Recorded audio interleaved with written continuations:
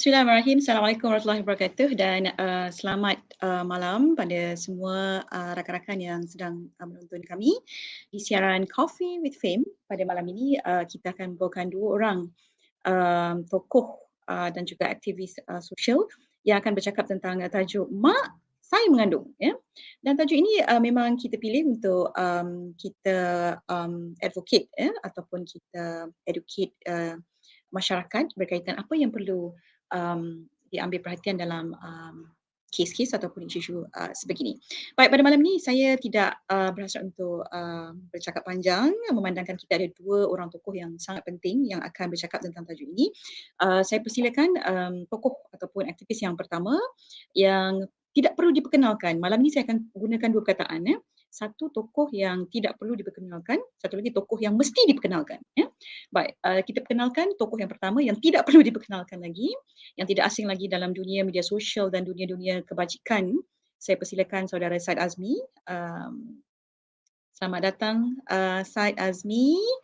Ni rakan mengadu saya lah tuan-tuan dan puan-puan ya. Banyaklah benda yang selalu saya mengadu pada dia.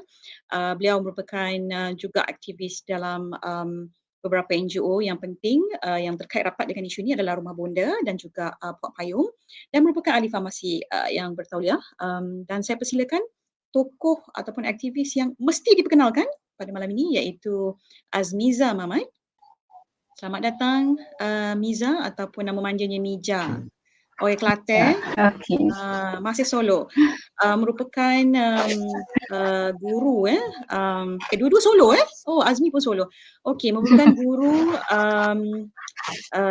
pendidikan awal kanak-kanak dan sekarang sedang menyambung pelajaran dalam bidang sarjana Educational Psychology di Universiti Islam Antarabangsa dan juga bergiat aktif bersama tim Kids yang dan beliau merupakan pengerusi yang bergerak cergas dan cerdas di Kelantan. Saya difahamkan Azmiza dan tim baru sahaja membuka pusat aktiviti kanak-kanak di Bacok.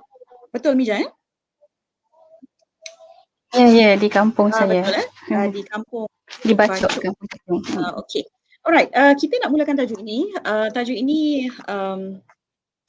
sebenarnya banyak benda yang saya difahamkan expectation daripada mereka yang ingin mendengar sesi pada malam ini.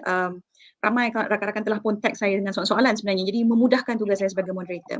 Jadi saya mulakan dengan Azmi dulu. Mi, boleh barangkali Mi kongsikan dengan kita bila bercakap tentang tajuk Mak Saya Mengandung ni, apa yang trigger Mi sebagai aktivis bila dapat maklumat ataupun aduan yang berkaitan dengan mak saya mengandung ni? Silakan Mi. Apa yang trigger? Jadi, soalan ni ialah maknanya dia bila budak tu datang cakap kat kita ke? Sama ada budak datang ataupun parents yang datang. Oh, saya mungkin sebab saya ni laki-laki kan. So saya akan cakap, tahniah! Nak jadi mak! Yeah! Honestly, itu memang saya punya modus operandi dia. Mungkin ramai tak setuju, mungkin ramai ingat saya. Dia tidak menggalakkan, dah benda tu dah jadi, mesti ada suratan dia kat situ. Dan dan kita kena lihat masalah di depan. I think Fat tahu yang saya ni tak ada perasaan sangat bila kesian-kesian ni, saya memang tak. Kan, saya very much tengok kes tu pasal kita banyak kes hari-hari kan. Jadi bila dia ada satu kes tu, ada dua perkara sebenarnya. Okeylah, yang pada penonton yang lain janganlah teriak tahniah macam saya tu. Itu saya boleh buat lah sebab dia dah datang dekat saya. Tapi antara yang paling kita bila dia datang kat kita adalah kita kena tanya, jadi apa plan dia? Kita tanya plan dia sebab itu je dia tahu. Dan biasanya saya akan tanya ibu bapa, anak gadis tu sendiri yang mengandung, dan kalau ada boyfriend dia, saya akan tanya boyfriend dia juga. Kita akan tanya apa plan dia, sebab akhirnya apa yang kita nak dapat dari sini adalah penjagaan ibu dan bayi yang baik. Okay, kita nak itu. Jadi kalau saya fokus pada ibu dan bayi, jadi saya kena fikir dia punya apakah dia punya kepentingan untuk diri mereka itu. So sebab kita tak nak dia orang lari, atau kita tak nak dia tak tahu apa nak jawapan dan dia tak tahu apa pilihan yang ada. Jadi antara kenapa, sebab saya setuju, especially ada Mijah malam ni kan, so kenapa saya setuju juga dengan topik ni untuk saya berkongsi ialah saya juga nak bagi tahu bahawa sebab saya bukannya mereka yang ada background agama yang kuat dari segi paper, certificate, but kita nak kena put in the factor yang dia ada faktor-faktor lain yang kita kena ambil kira. Dia bukannya sebab benda yang itu telah dituliskan itulah cara dia. It's very not black and white. Dia very grey bila datang mak saya mengandung, atau dah berapa hari tak datang bulan, atau tak tahu pun macam mana boleh mengandung dan sebagainya. We actually have to acknowledge yang orang itu depan kita dan kita mesti tanya khabar dia dulu. Itu cara saya lah. Terima kasih. But just nak cakap, one of the things why I rasa Studio Fame malam ini memang saya amat suka, sebab I know, dan rugi siapa yang tak menonton, sebab kita nak membincangkan benda yang luar lagi daripada skop yang biasa yang anda boleh Google. So itu yang buatkan saya memang agak berminat lah untuk sini, because we're not going to talk about benda yang standard saja. We're going to talk about semua benda yang anda nak tanya. Rugi kalau tak tanya within 1 hour untuk dapatkan maklumat realistik sebenarnya kat luar sana. Okay, sorry Fat, back to you. Okay, it's okay. Thank you Mi. Sebenarnya nak kata tak disijil agama tu tak betul Mi. Mi kan budak Mahat. Jadi banyak jugalah ilmu-ilmu agama syariah tu yang ada pada, insyaAllah boleh bantu masyarakat dengan cukup baik. Sekarang pun sudah berjalan baik, insyaAllah. Okay Mijah. Di Kelantan mungkin barangkali kita fokus Mijah ini sebab Mijah banyak bergerak di Kelantan, dan bila bercakap tentang isu mak saya mengandung ini, barangkali Mijah boleh kongsikan dengan kita kes-kes yang pernah Mijah kendalikan juga, bila khususnya yang kes-kes yang melibatkan rogol bawah umur dan sebagainya yang kemudiannya mengandung. Mijah okey boleh dengar?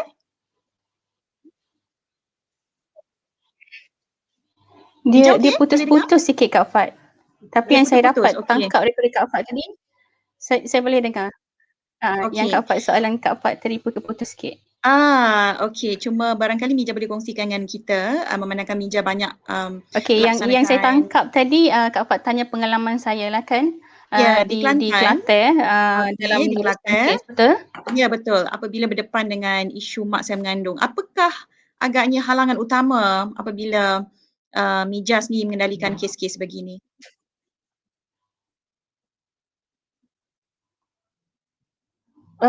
Jauh Kelantan ni rupanya. Kalau kes yang rogol Okey, Assalamualaikum warahmatullahi taala wabarakatuh. Pertama sekali saya minta maaf kalau banyak yang saya tak tahulah. Kiranya saya yang paling junior lah dalam ni dan baru bermula sebenarnya.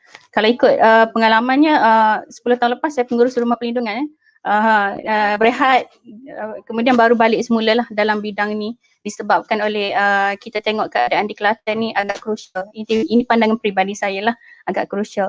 Tapi sebenarnya ikut kepada kenyataan daripada Ketua Polis Kelantan sendiri pun, kes yang melibatkan jenayah seksual kanak-kanak ni menunjukkan peningkatan lah pada tahun 2020 berbanding 2019 ya. Okey. So antara kes yang saya handle bila melibatkan kanak-kanak ini, kita bercakap tentang PKP lah kan, sebab saya bermula masa keadaan PKP ni ataupun masa pandemik COVID ni. So banyak kesnya berlaku semasa tempoh pandemik itulah, bila anak-anak duduk di rumah tak pergi sekolah dan mereka terdedah, mereka berada dalam rumah yang krem tu, mereka tidak boleh mengadu pada sesiapa, ataupun kes yang saya handle ni ibunya terpaksa bekerja dan duduk di rumah kan. So waktu itulah ahli pemangsa ataupun ahli keluarga yang ambil kesempatan. Jadi antara cabaran dia adalah cabaran keluarga tu sendirilah. Bagaimana mak yang tahu anaknya mengadu, mula-mula dia tengok keadaan emosi anak dia tak betul, tiba-tiba kata cerailah dengan ayah tu kan. So dia macam terkejut, kenapa suruh bercerai kan. Tapi dia tak boleh tanya terus sebab anak pun bagi tahu sikit. Dia sebab benda tu melibatkan aib dia dan dia memerlukan masa untuk cerita kan. Jadi kemudian dia tahu masalah apa yang berlaku, ada cubaan-cubaan dan emak tu sendiri dia dalam keadaan perlukah dia buat report, dia dalam keadaan yang memerlukan kekuatan. Di sinilah peranan maknanya peranan seorang, kita panggil aktivis lah seorang aktivis lah untuk bersama dengan keluarga ini untuk orang kata mendampingi mereka dan memberitahu mereka proses-proses yang akan berlaku andai mereka buat report polis. Sebab kebanyakan kes terutama di kawasan luar bandar ni, mereka lebih kepada bila pergi report polis tu mereka membayangkan habislah sudahlah satu kampung tahu kan, habislah semua orang tahulah anak dia terlibat semua kan. Jadi itu antara kebimbangan dia. Dia takut kalau dah report polis satu kampung tahu anak dia membesar dalam keadaan aib. Okey. Dan satu lagi ini saya rasa beberapa kes yang saya jumpa pun bila kita buat sesi diskusi tu kan, mula-mula mereka tanya saya, anak saya ni kena berdiri dekat mahkamah ke, dalam mahkamah ke? Dia tanya gitu. So maksudnya mereka ni bila melihat sesi mahkamah dalam drama tu kan dalam drama tu selalunya sesi soal jawab perbicaraan dalam mahkamah tu kan dalam drama dalam kandang kan, dalam kandang tertuduh, kandang saksi kan. So mereka melihat benda-benda begini dalam drama. So itu yang mereka set dalam kepala, kalau pergi ke polis, jadi kes masuk mahkamah, ramai yang tahu. Maksudnya anak-anak harus berdepan dalam keadaan emosi yang tak okey, dalam keadaan takut, berdiri dalam kandang saksi.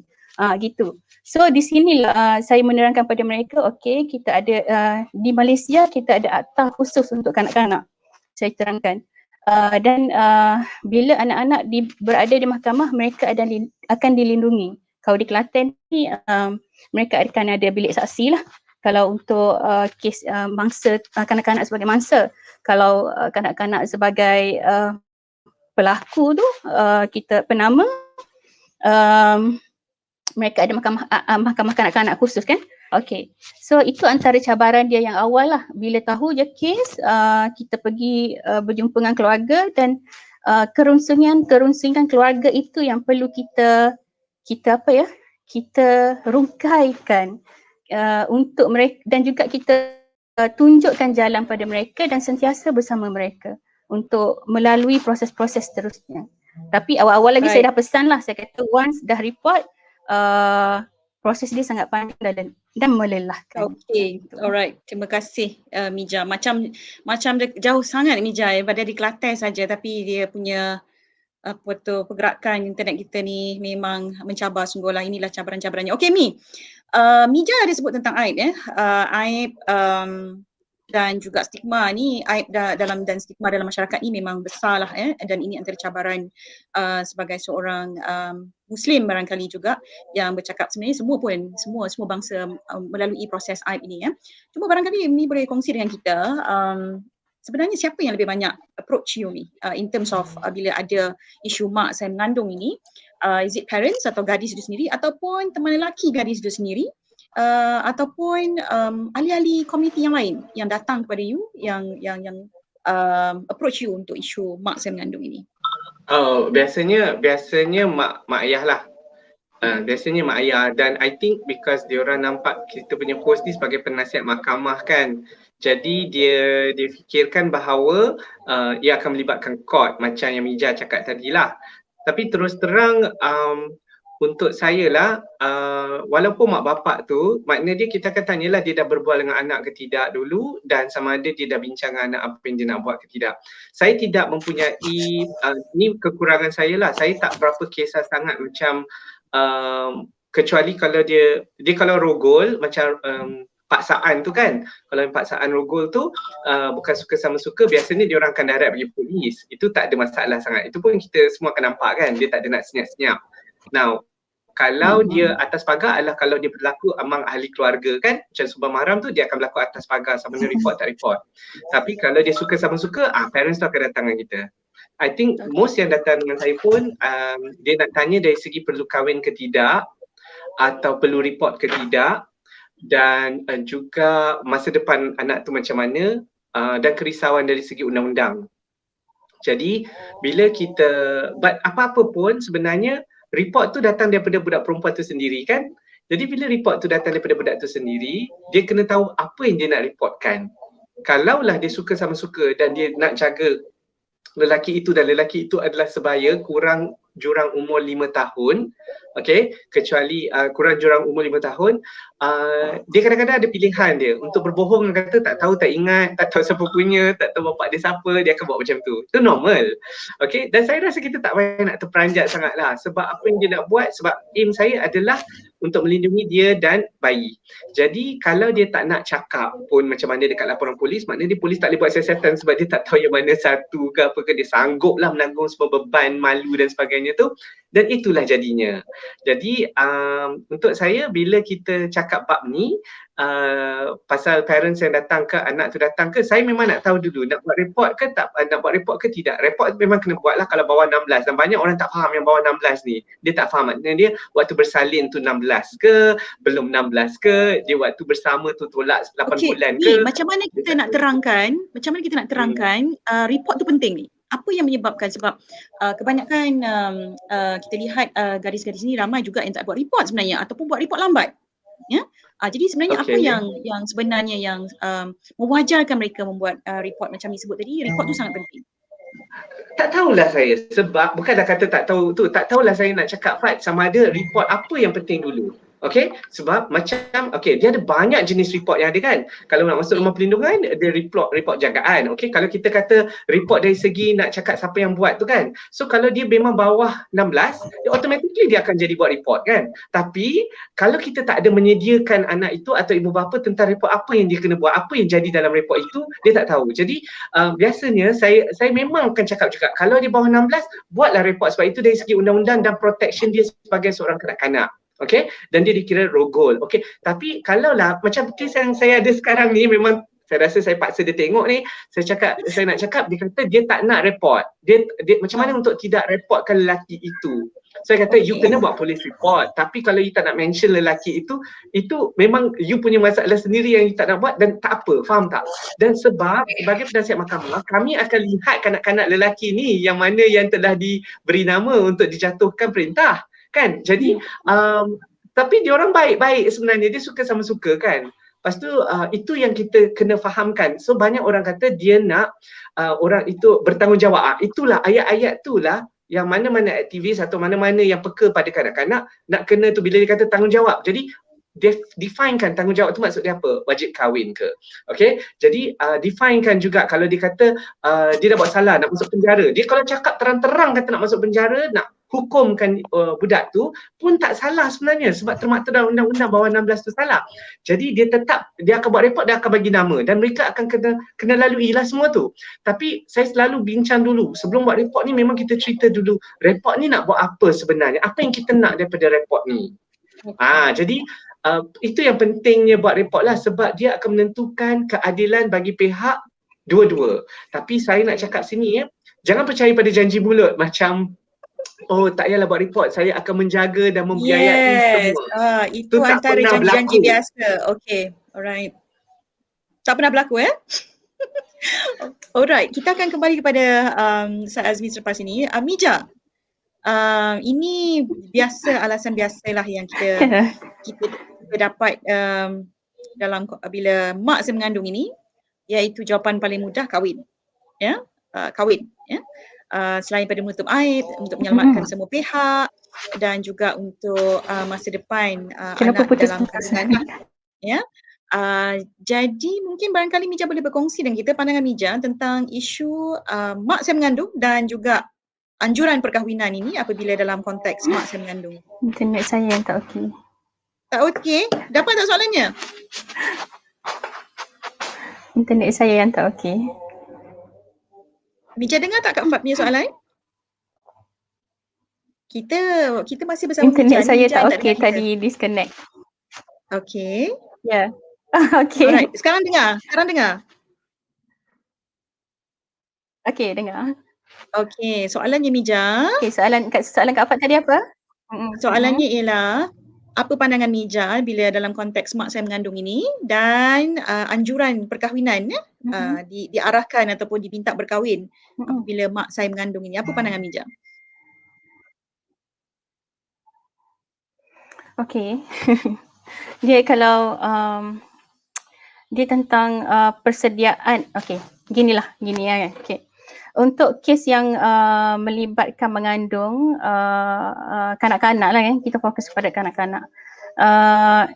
Ada satu kes bila Kak Afat kata mak saya mengandung, sebenarnya saya melihat benda tu sebagai seorang budak yang dia well known lah, dia tahu, bukan well known, dia tahu tentang diri dia. Maksudnya budak tu memang tahu akses maklumat dia semua, dia tahu cari sendiri maklumat tu lah kan. So kalau anjuran tetap berkahwin memang saya tak setuju lah. Satu disebabkan oleh kalau berkahwin untuk menutup aib itu saya rasa perlu didiskusikan lagi lah sesama keluarga kan. Tapi macam Tuan Syed kata tadi, mungkin ada sesetengah bagi sesetengah keluarga itu adalah solusi yang terbaik. Jadi kita tidak boleh pukul rata solusi yang sama untuk semua kes. Jadi kita harus melihat kepada satu-satu kes kan. Okey, untuk kes yang saya uruskan hari itu memang ini kes rogol ini kes rogol. Maksudnya tak adalah kata mak saya mengandung, tapi ini mak sendiri yang tangkap dia mengandung sebab dia tak tahu dia mengandung. Okey, sebab dia sendiri pun tak tahu itu adalah kes orang tu buat pada dia itu adalah kategori rogol ke tak. Dia tak tahu apa yang berlaku pada dia. Ni di kampung ni, situasi di kampung ni. Okey, jadi bila keluarga yang bersalah itu, yang pelaku itu menawarkan solusi, okey tutup kes, kita kahwinkan. Jadi benda tu bila kami diskusikan balik, saya tanya, selalunya saya akan tanya balik kepada mangsa tu lah, pada anak tu, nak kahwin ke tak? Saya tanya dia, nak kahwin ke? Setuju ke dengan cadangan ni? Sebab yang penting dalam kes-kes begini adalah apa pandangan anak tu sendiri, apa yang anak tu mahu, kan? Kemudian barulah kita akan tanya juga keluarga, apa yang keluarga mahu. Jadi bila saya tanya anak, dia terus menangis. So maksudnya kita tidak boleh memaksa dia berkahwin bila berada dalam kes begini kan. Tambah-tambah bila dia melibatkan rogol dan dia sendiri pun tak tahu dia mengandung. So untuk soalan yang setuju ke tak kahwin, untuk kes mengandung ni memang kita harus melihat satu demi satulah setiap kes itu bagaimana, dan kita harus tanya pendapat anak tu sendiri juga macam mana. Baik, terima kasih Mija. Mi, ada satu soalan yang kita nak reverse sikit Mi. Kalau tajuk kita adalah mak saya mengandung, kita nak reverse sikit apa yang perlu barangkali kita lihat kalau mak saya mengandungkan anak orang. Okay, itu yang paling this is for the boys. This is for the boys. So apa, sebelum kita pergi pada soalan-soalan, banyak sungguh soalan, dan penonton bersama kita pun yang online bersama kita ni lebih kurang 200 lebih ni ya. Jadi barangkali soalan ini bila kita reverse sikit sangat penting, kerana selalunya bila bercakap tentang isu ni ia memang fokus kepada gadis sahaja. So kali ni kita tukar sikit, mak saya mengandungkan anak orang, apa nak buat? Okay, jadi bila first kali kita kena untuk lelaki-lelaki ni kan, first dia nak kena tahu umur perempuan tu. Okay, itu memang standard sebab itu nombor satu, tanya umur. Dan bila tanya umur tak boleh tahu berapa umur dia tu. Oh 16 kot, bukan 16 kot, tak boleh. Dia kalau betul-betul, saya akan selalu tanya birthday dia lagi. Jadi kalau dia dah dapat tahu bagi tahu birthday tu, maknanya dia adalah rapatnya tu adalah kat situ. Sebab at least birthday budak perempuan tu pun dia kenal. Okay, number one. Number two, apa masalahnya? Saya memang terus macam tu je. Okay, so apa problem dia? Dia kata dia dah mengandungkan anak orang. Okay, betul ke awak punya ke? Lepas tu dia akan mengakulah, dia kata dia punya. Jadi dia tak tahu apa nak buat sekarang. Okay, jadi kita akan cakap lah dari segi undang-undang tu, kita kena sebut lah bawah 16 atau 16 apa jadi. Kemudian macam mana dapat tahu semua-semua tu, dan sama ada mak bapak lelaki tu dah tahu ke belum. Okay, jadi kalau mak bapak lelaki tu belum tahu, yang tu nak kena buat dulu. Okay, jadi itu dia tak boleh panggil kawan-kawan, panggil tu semua, tu tak boleh jalan. Sebab in the end diorang semua belah. Okay, yang akan bersama dengan kanak-kanak lelaki ni dengan perempuan ni hanyalah mak bapak diorang atau abang kakak diorang. Okay, jadi kita akan minta, dia kata macam kita akan minta dulu dia untuk panggil mak bapak dia untuk dia bagi tahu. Dan yang tu kita kena monitor betul-betul. Kalau benda tu orang tu jauh, lagilah saya kena tengok dulu kat mana dia hari ni, macam mana besok macam mana. Sebab mereka masih kanak-kanak kebanyakan yang lelaki ni. So kalau dia kanak-kanak, dia mungkin juga buat benda-benda lain yang di luar kawan yang kita tak mau. Okay, so agak biasa jugalah tahun lepas Pat, kalau laki-laki yang buat tu yang telefon tu tahun lepas tu agak ramai lah yang laki-laki tu. Yang saya rasa ada kejayaan dari segi advokasi lah untuk menunjukkan anda tu bertanggungjawab ke apalah. Jadi maknanya ada sebenarnya lelaki-lelaki yang cuba untuk mendapatkan maklumat dan bantuan apabila termengandungkan anak orang. Betul ni ya? Ya betul. Sebenarnya diorang risau macam, I think diorang risau pasal jail lah, itu untuk diri dia. Tapi kalau betul-betul sayang tu, betul-betul sayang tu, diorang akan lebih nak tanya pasal mana nak pergi, apa nak buat, you know, macam ada tak dia fikir macam tu. Ada tak yang barangkali terfikir dan concern tentang nasab anak ni?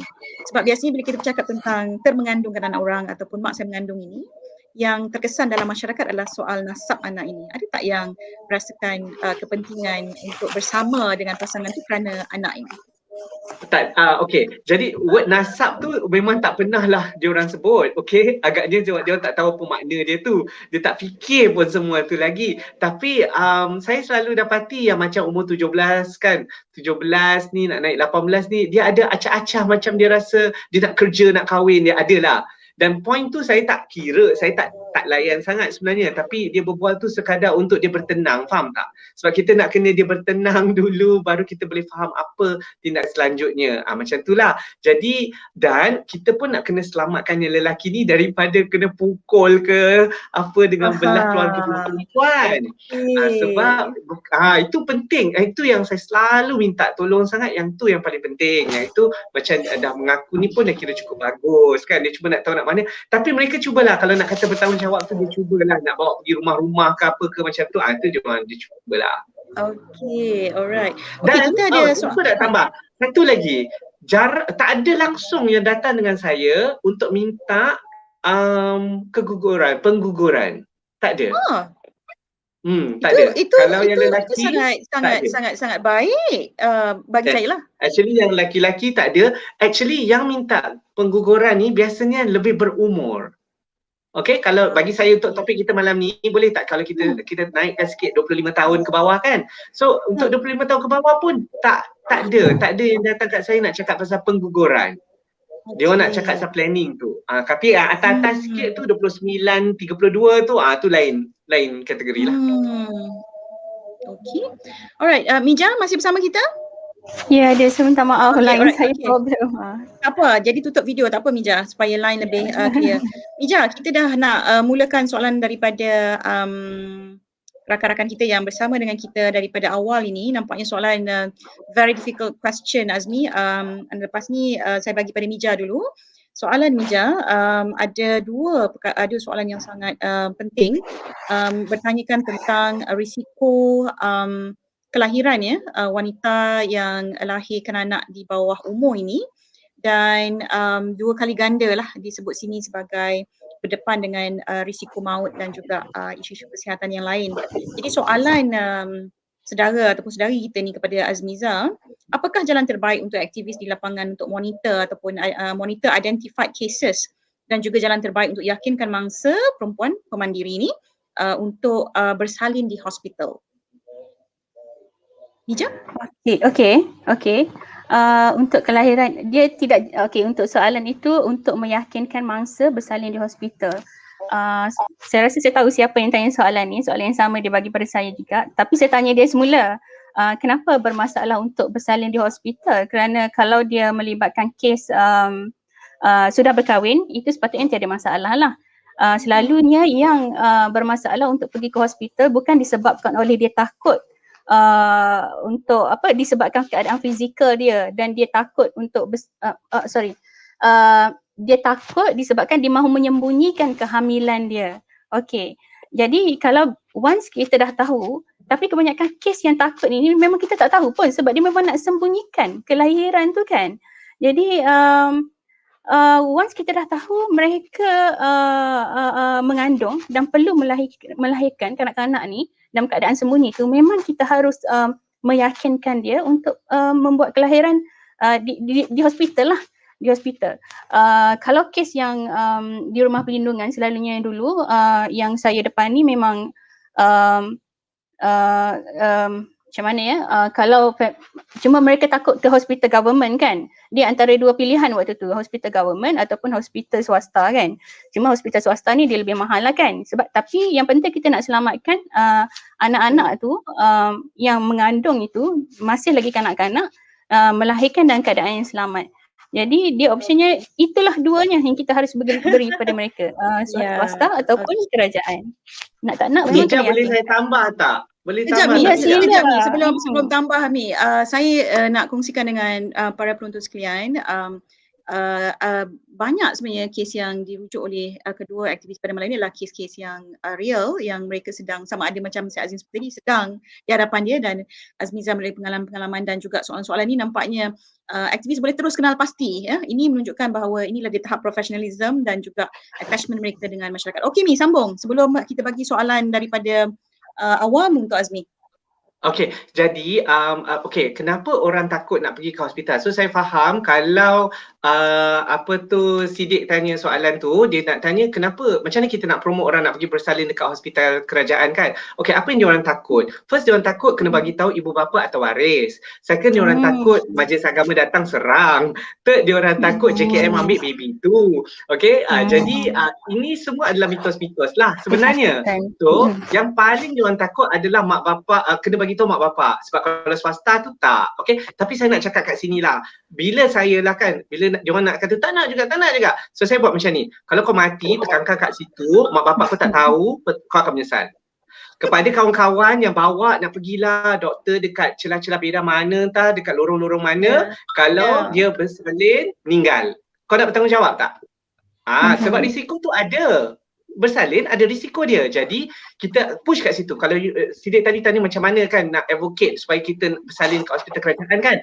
So itu antara benda-benda yang kita cakap. Lagi satu kan, dia punya pusat kumpulan darah dia cukup, bekalan darah dia cukup, specialist dia semua ada, bayaran dia murah, dan kenapa kena bagi tahu mak bapak? Yang ni pun kadang-kadang ada NGO dan women's group yang memang kata tak boleh, tak payah. Dan sebenarnya bukan kanak-kanak je. Setengah hospital punya polisi sampai umur 35, 39 pun diorang nak ibu bapa dan waris.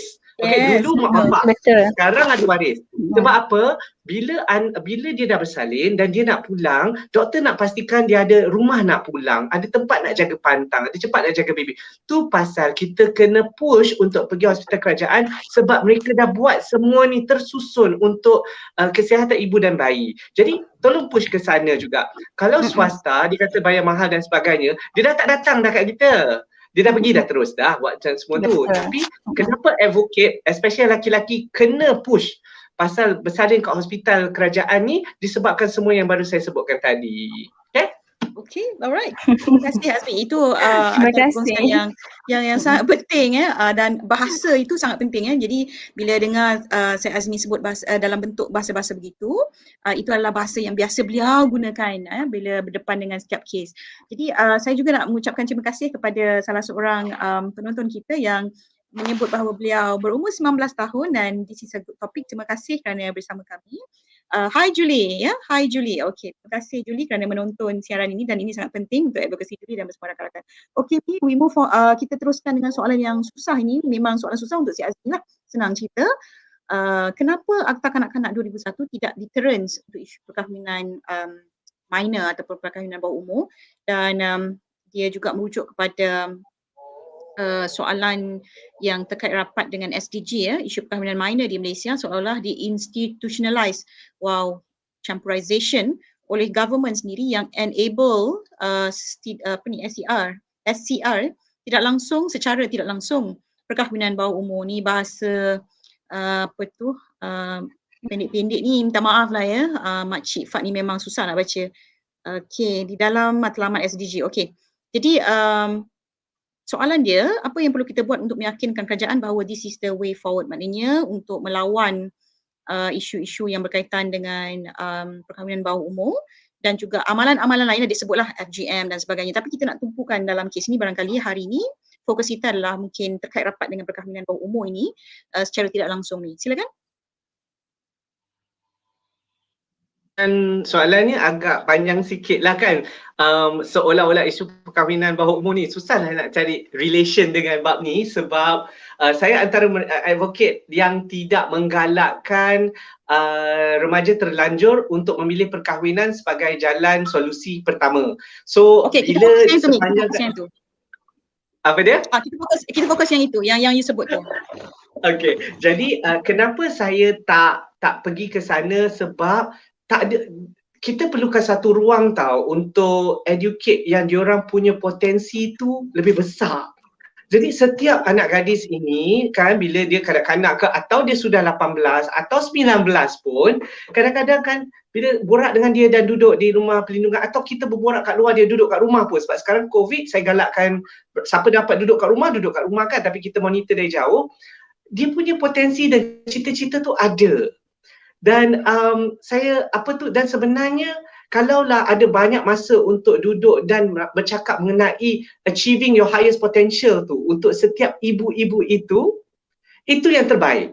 Dan itu yang memang kita nak tekankan. Tapi dari segi polisi dan SDG yang macam mana orang nak kata kenapa kita tak buat satu undang-undang ni, sebab yang tu Fadlina boleh jawab, sebab perkahwinan bukannya a federal issue. Perkahwinan adalah di bawah syariah dan sivil aja yang pergi ke sana, tapi sivil punya adalah lebih protected berbandingkan dengan syariah punya. Jadi tu pasal apa yang kita buat ialah kita melihat bahawa kanak-kanak mempunyai potensi atau mereka yang remaja luar nikah yang tidak bersedia lagi untuk berkahwin, yang tak tahu berkahwinan tu apa takrifan dia, untuk tunjukkan bahawa jangan tengok hidup sama tu yang dia nak target, tapi cuba tengok diri dia sendiri yang mempunyai potensi yang boleh pergi lebih jauh. Of course, saya pun tak menggalakkan pengangkatan. So you have to understand, saya antara orang yang no, selagi you nak jaga baby you, jaga kan. Jadi dia ada dua benda, highest potential jadi mak kan, tapi tak kahwin. It's because having a baby is also a great motivation factor. Bila orang tanya saya kan, kenapa tak kahwin lagi ke apa ke macam tu, okay saya malas nak jawab sini. Tapi bila orang tanya saya apakah pendapat saya pasal institusi kekeluargaan dan perkahwinan, is one of the reason why you thrive jadi a better person. It's also one of the reason menjaga sahsiah diri menjadi seorang yang lebih beradab dan lebih baik. Jadi model insan yang bagus, kebanyakannya saya tengok yang memang mula bercita-cita untuk memulakan perkahwinan dan berkeluarga. So sama juga dengan anak-anak gadis ni. Even the boys kalau datang kat saya kata nak kahwin ke tak kahwin. So kita tengok mampu ke tak mampu, faham tak kahwin tu apa, boleh tak I minta postpone 6 bulan aja.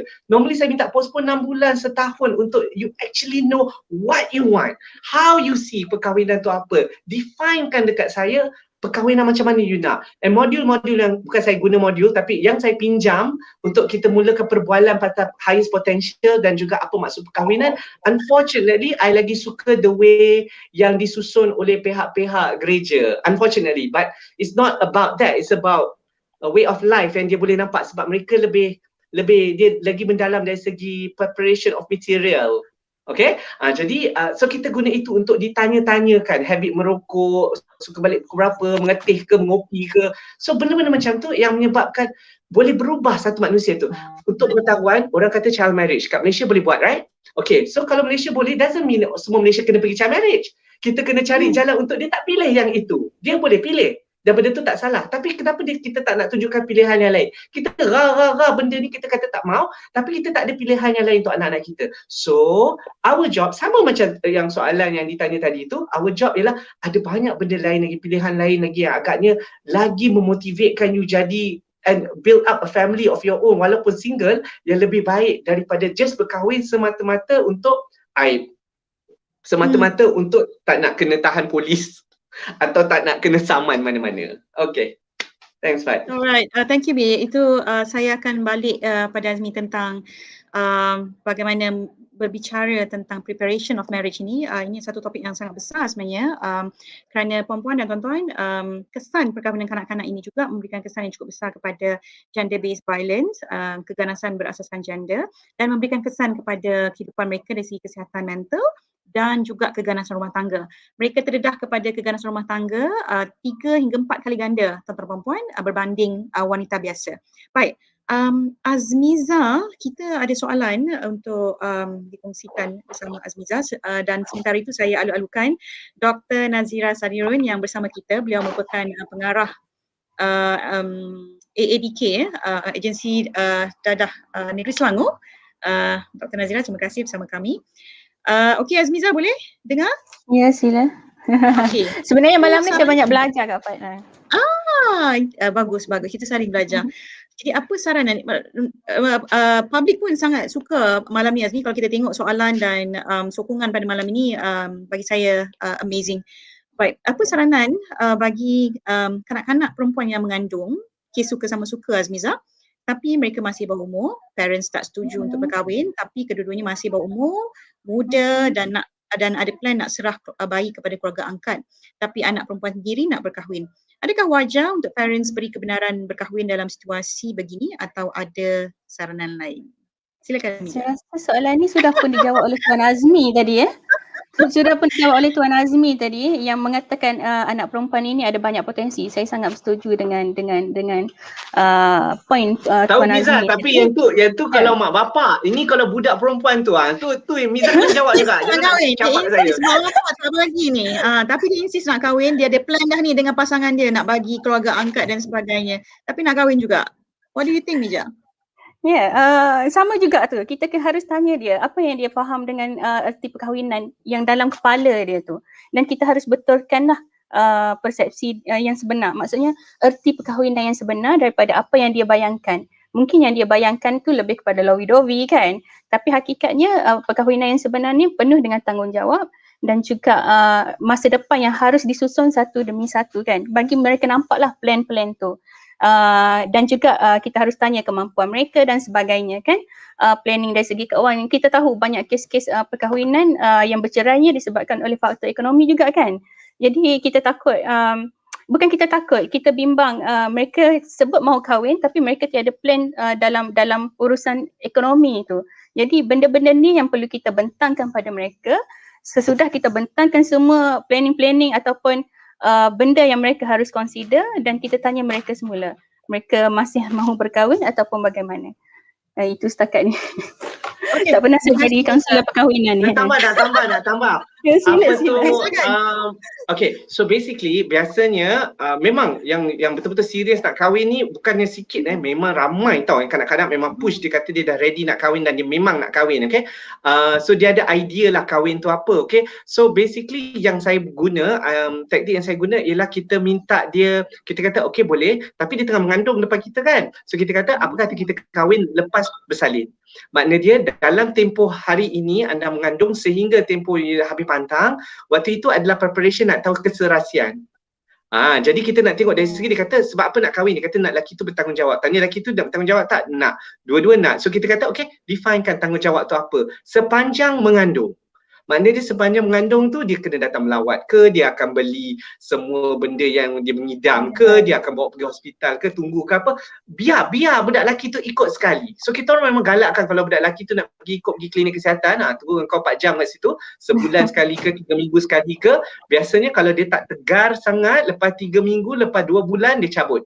Dia tak ada lagi dah sebab dia kena minta cuti dan sebagainya tau. Tapi kita cakap tu tanggungjawab. Kan, tu tanggungjawab.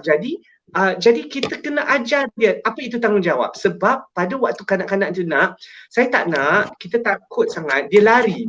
Maknanya dia tak nak dengar cakap kita, dia buat sesuka hati. So tu tak nak. So kita nak, no.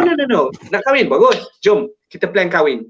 Tapi target kahwin dia lepas pantang. Tapi sekarang kena prepare untuk kahwin itu. Jadi tak bolehlah nak kata macam mak yang temankan pergi klinik. Ini. Mana laki kau?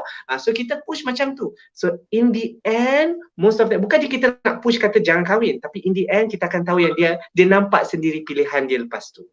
I think by now, Tapi Mi, dalam realiti masyarakat ya, barangkali itu yang kita nampak sebagai aktivis Mi. Tapi dalam konteks komuniti masyarakat yang sangat mementingkan soal-soal aib ini dan juga persiapan keagamaan ya sebagai seorang isteri dan suami isteri ini, melihat bahawa penangguhan perkahwinan ini adalah suatu perkara yang dahsyat lah ya, yang tidak boleh Tapi Pat, ada kompromi. soalan asalnya bila budak tu yang nak kahwin. Jangan balik pada soalan asal. Jangan balik pada soalan asal. Kita nak lihat realiti pada hari ini yang maknanya bila ada sokongan perkahwinan itu, ia mesti dipercepatkan. Bukan seperti yang Mi sebut tadi, bagi tempoh masa kalau budak-budak, kalau parents tak nak kahwin tapi budak nak kahwin. So itu yang kita buat. Okay, kalau parent tak nak tapi budak nak, sebab kita tak mau dia gaduh dah. Dia dah memang gaduh dah mak bapak dengan anak tu. So kenapa kita nak tu lagi kan ikut pilih mak bapak. Tapi realiti dia bila kita kata pasal pilih kahwin juga, mak bapak yang nak push nak kahwin tu, apa tu bagi saya lah waktu first of all dia orang takkan dapat masuk saya punya rumah perlindungan. Itu memang first kali apa ni syarat terus macam kalau macam tu tak boleh datang sini, kena jaga sendiri. Sebab saya hanya jaga, saya tak nak tiba-tiba semua budak-budak tengok dia orang kena kahwin, yang lain semua sedih-sedih, tak siapa nak kahwin dengan budak-budak perempuan yang kat rumah saya tu, semua dah nangis-nangis, tak mau. So kalau you nak kahwin, you kahwin sekarang. You keluar and you kahwin sekarang. Pergi bawa mak bapak tu pergi kahwin dan sebagainya macam tu. But kita akan monitor for the first few months. Okay, tapi pada masa yang sama, sorry Fad, bila parents datang nak bawa anak dia nak bawa balik nak kahwin tu, memang I spend more time dengan parents dia tu. And most of the time, bukan mak bapak yang nak kahwinkan. Is the pakcik, makcik, tok, nenek keliling kampung tu yang pressure diorang suruh kahwin. Bukannya tu, jadi itu pasal untuk yang ada rumah perlindungan kami untung sebab kita boleh tarik, dia kata macam kalau malu sangat tak apalah kita jaga dulu. Okay, jadi lepas tu bila dah reda semua baru kita plan balik. Another thing is saya tak percaya pada bohong, saya tak percaya pada cover. Maknanya dia buat balik, ni ambil anak angkat kat KL kena buang kat longkang. I tak buat semua macam tu. So basically you have to know message tu mesti, sebab restu tu penting. So restu tu penting. Jadi I think that is how I would push it lah. Sebab macam ni lah, worst thing that can happen, dia orang kahwin tau. Dia orang dikahwinkan dengan tak tahulah lelaki yang tak nak bertanggungjawab ke apa ke, tu satu. But so kita tak rugi bila kita try sehabis mungkin. Tak rugi untuk kita bila try sehabis mungkin, sekurang-kurangnya tu. And last kali, pada siapa-siapa yang tiba-tiba kata, oh dia ni nak kahwin lah. Lepas tu dalam situ sepupu papat, seorang dua akan cakap, patutnya tak kahwin, kesian dia kena kahwin kan. What you can do, kesian tu tak membantu. So jangan nak kesian-kesian. What you should do ialah preparekan dia. Jika berlaku any keganasan rumah tangga, jika ada apa-apa problem dalam rumah tangga tu, jangan sembunyikan just because you choose kahwin itu. Jangan rasa macam ini adalah hukuman sebab dah berdua nikah, jadi apa-apa jadi terimalah. No. Advocate, kalau kena pukul sekali, report. Advocate tu. Because itu yang kita orang buat. You nak kahwin tak apa, tapi you kena tahu apa jadi dalam perkahwinan dan bila benda tidak berjalan lancar, apa yang anda boleh buat. At any age, kita pernah tengok, saya baru kena 3 kali, mungkin 10 kali baru saya boleh buat report ke. Macam tu sekali tau perempuan ni sebenarnya. Sebab dia rasa bila dah terbeban sebab kahwin, dia terpaksa ikut semua tu. No, she's still a child yang tak ready pergi kursus kahwin dan sebagainya. Jadi dia belum bersedia. So to me, apa-apa pun langkah yang dia buat, kita as an activist advocate ada jalan, ada 2 step ahead lagi yang kita boleh advocate terhadap mereka ni. Bukan bila kahwin kita lepas tangan. No, bila kahwin lagi kita kena jaga sebenarnya. Dan kita kena siapkan dengan semua modul-modul semua nasihat-nasihat pasal hak wanita, hak isteri yang betul dan jalan-jalan agensi berwajib untuk sampai ke mereka. Okay. Itu saya punya. Alright, thank you Mi. Ada soalan last untuk Mi kejap lagi, tapi kita nak balik pada Nija. Memang siaran kita pada malam ini adalah untuk memberikan ruang yang luas kepada penonton untuk bertanya supaya message yang kita cuba sampaikan melalui topik pada malam ini sampai. Dan saya cukup terharu dengan semua sokongan soalan-soalan yang cukup meriah ni. Saya tak cukup masa kita sejam ni, tapi saya cuba untuk sampaikan soalan tuan-tuan dan perempuan kepada kedua-dua panelis.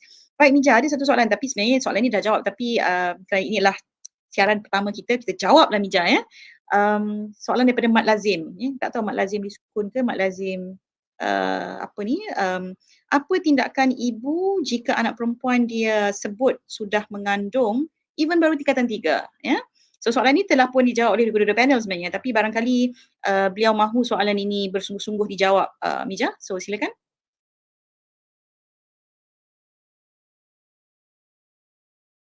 Ija mute. Okey, selalunya ibu bila dapat pengakuan daripada anak tu mesti terkejut kan. Anak sendiri mengandung, tak kahwin lagi kan.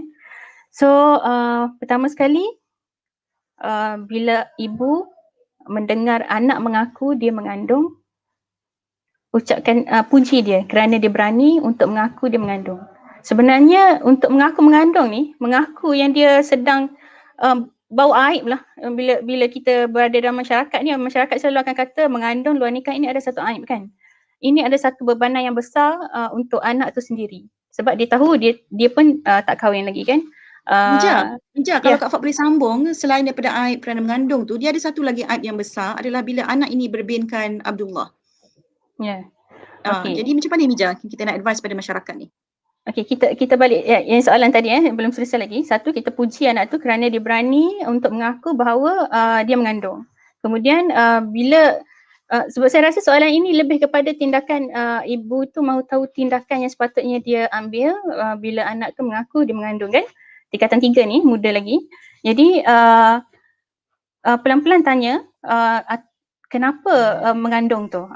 Bagaimana benda tu boleh berlaku? Macam mana boleh mengandung ni kan? Tapi bukan dalam keadaan yang stres. Tanya dalam keadaan yang damai, santai, tapi serius lah untuk mengetahui bagaimana benda ni boleh berlaku dan kita mahu mencari solusi. Ini antara ibu dan anak itu, mahu mencari solusi. Kemudian jika mengandung itu berlaku disebabkan, kita kena tahu, disebabkan oleh dia rela ataupun dipaksa.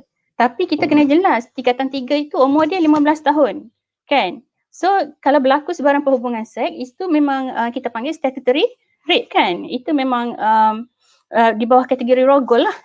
Walaupun dia rela ataupun tidak rela. Dia masih lagi, bila berlaku je perhubungan itu memang dalam kategori rogol.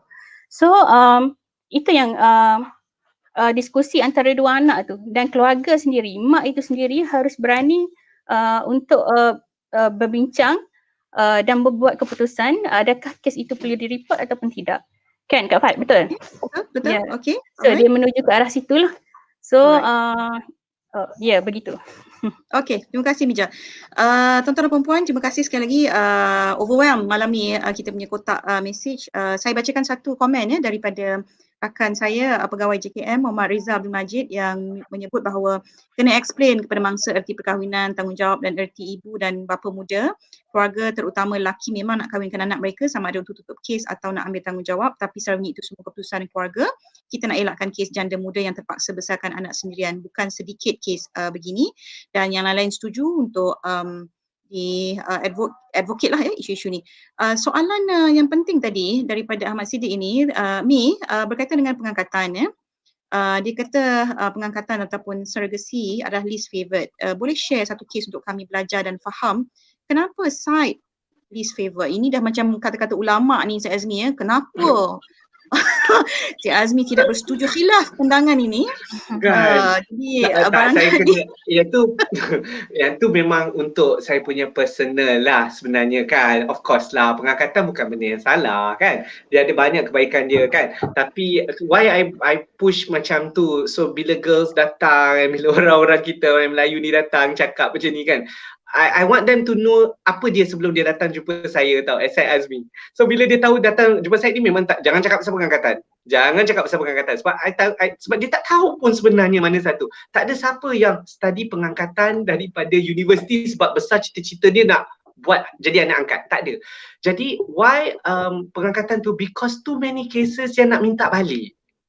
When they're too young, dia bagi bayi dia untuk buat pengangkatan. Lepas tu nanti nak minta balik. So saya fed up lah. Kalau macam tu kita nak tempat yang baik. So benda macam tu akan menimbulkan lagi banyak. You know, and then untuk mereka yang mencari ibu bapa angkat ni kan, agensi-agensi ke atau kawan-kawan tu kan, pun kita tak nak pening kepala. Aku dah cari tempat selamat tu bayi ni, tiba-tiba dia nak minta balik pula. That was a personal reason why I tak galakkan. Tetapi untuk kes-kes kami yang mengandung macam 13, 12, 10, 9, memang automatically lah buat pengangkatan. Yang tu no doubt about it lah. Tapi biasanya 14 masih bersekolah ke tidak, 15 masih bersekolah ke tidak tu dia ada 50-50 kat situ. Tapi 16 ke atas tu biasanya diorang memang dah tak nak sekolah dan sebagainya.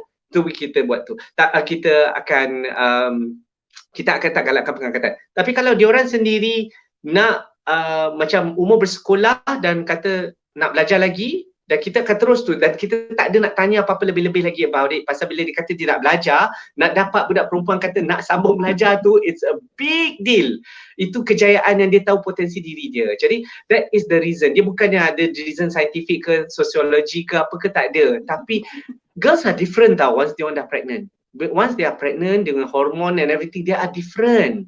Okay, dia tak ada lagi cinta pada pertama macam dulu-dulu, tak ada. They are not like that anymore. They have this sense of responsibility dan ada yang, dan why dia terjerumus balik kalau mengandung kali kedua, kali ketiga. Sebab tak ada siapa nak bimbing dia. Dia kata alah aku dah jahat macam ni, orang kata aku jahat, baik aku buat lagi.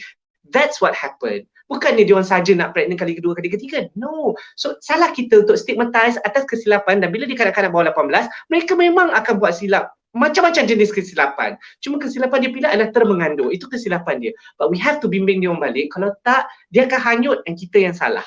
So that's the reason why mereka itulah. Okay? Okay, alright.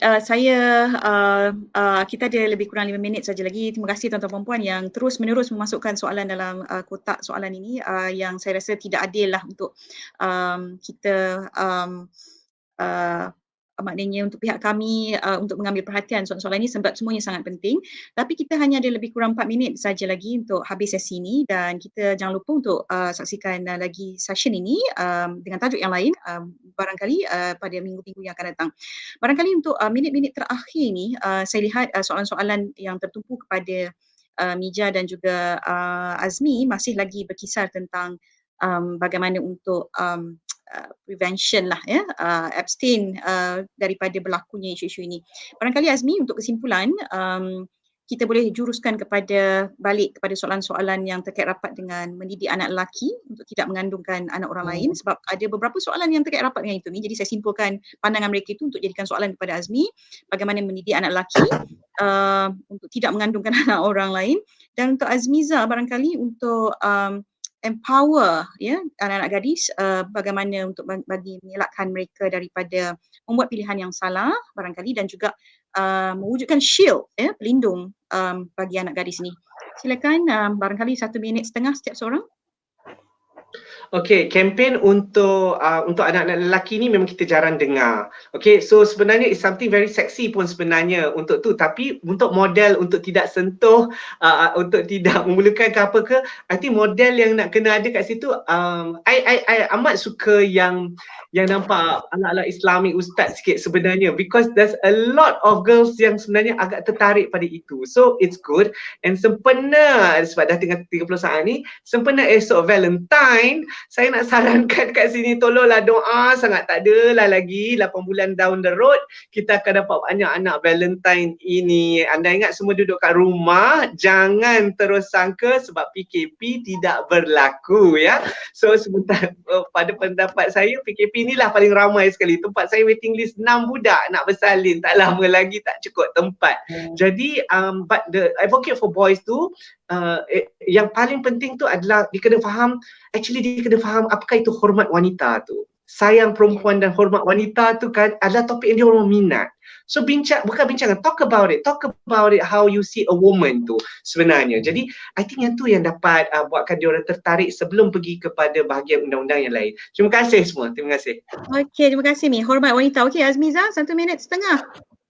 Okey Kak Fad, kalau nak sentuh tentang empowerment ni besar sebenarnya tajuk dia empowerment anak-anak gadis kita, tapi yang penting bila kebanyakan anak-anak perempuan kita bila terlibat dengan hubungan cinta ni kan, mereka mencari perhatian sebenarnya, dan kebanyakan kes yang terlanjur ini bila diminta dibuktikan cinta, kalau betul-betul cinta mereka, cinta lelaki tu serah diri kan. Jadi kita harus empower anak-anak kita dengan tagline sayang diri sendiri dulu sebelum menyayangi orang lain kan. Itu satu. Yang kedua, kita harus dalam keluarga tu sendirilah kita kena empower dan juga kena mendidik, bukan mendidik juga, membina ibu, terutama ibu yang dekat dengan anak perempuan ni, ibu yang tahu apa hak-hak yang ada pada anak mereka dan bagaimana untuk membina potensi anak perempuan mereka dan bagaimana untuk anak perempuan mereka menyelamatkan diri ataupun mengetahui berdepan dengan cabaran dunia di luar sana lah, cinta yang betul, cinta tak betul dan sebagainya, begitulah. Okey. Baik, terima kasih Azmiza. Khas dari Kelantan, barangkali saya perlu perkenalkan setiap aktivis kita yang bersifat lokal ini, tuan-tuan perempuan, supaya tuan-tuan perempuan boleh menyebarkan maklumat dan juga bersama membantu aktivis-aktivis kami di setiap lokal negeri. Jadi terima kasih sekali lagi kepada yang berbahagia, rakan mengadu saya Tuan Syed Azmi dan juga rakan adinda saya lah Azmiza yang bersama kita pada malam ini. Minggu depan, tuan-tuan perempuan, minggu depan kita akan ada lagi isu-isu yang panas dan menarik. Saya sangat sukar untuk pada malam ini kami untuk menyalurkan vibe soalan-soalan kepada panel dan saya rasa panel-panel pun sangat semangat pada malam ini dan ini adalah siri pertama Coffee with Fame dan insyaAllah kita akan bertemu lagi dalam minggu hadapan dengan isu-isu yang lebih menarik, isu-isu sosial yang lebih menarik dan berkenalan dengan aktivis-aktivis sosial yang sedang bekerja keras untuk menyelamatkan masyarakat dan komuniti dalam tempoh pandemik ini khususnya dan juga insyaAllah saya mohon maaf atas segala barangkali kekurangan dalam pelaksanaan pertama kali program pada malam ini dan insyaAllah kita jumpa lagi minggu depan. Terima kasih pada panelis kami, Syed Azmi dan juga Azmiza. Assalamualaikum dan selamat malam.